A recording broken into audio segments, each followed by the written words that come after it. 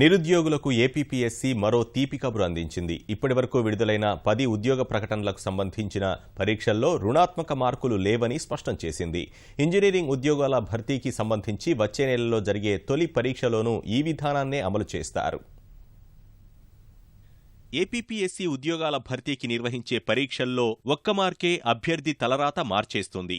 అంతటి కీలకమైన పరీక్షలో రుణాత్మక మార్కుల విధానాన్ని అమలు చేస్తామన్న బోర్డు ఆ దిశగానే విడుదల చేసిన ప్రకటనల్లో స్పష్టం చేసింది.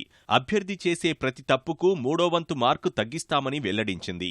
బహుళ ఐచ్ఛిక పద్ధతిలో ఇచ్చే ప్రశ్నపత్రంలో ఏదో ఒక జవాబును ఎంచుకొని మార్కులు సాధించే అవకాశాలు తగ్గించడానికే రుణాత్మక మార్కుల విధానం తీసుకొచ్చినట్టు ఏపీపీఎస్సీ వివరించింది.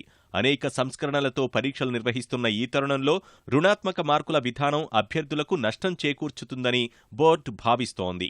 అందుకే న్యాయ నిపుణుల సలహాతో రుణాత్మక మార్కుల విధానానికి ఇచ్చిన ప్రకటనల వరకు అమలు చేయకూడదని నిర్ణయించింది. భవిష్యత్తులో జారీ చేసే ఉద్యోగ ప్రకటనలకు సంబంధించి మాత్రం రుణాత్మక మార్కుల విధానం అమల్లో ఉంటుందని ఏపీపీఎస్సీ చైర్మన్ పి. ఉదయభాస్కర్ చెప్పారు. ఏపీపీఎస్సీ విడుదల చేసిన ఏఈఈ తొలి ప్రకటనకు 71,000 దరఖాస్తులు అందాయి. ప్రిలిమినరీ పరీక్ష నవంబర్ మొదటి వారంలో నిర్వహించేందుకు బోర్డు సన్నాహాలు చేస్తోంది. సెప్టెంబర్ 30న జారీ చేసిన 9 ప్రకటనలకు ప్రాథమిక పరీక్ష డిసెంబర్ 18న చేపడతారు. ప్రధాన పరీక్షలు ఫిబ్రవరి మొదటి వారంలో నిర్వహిస్తారు.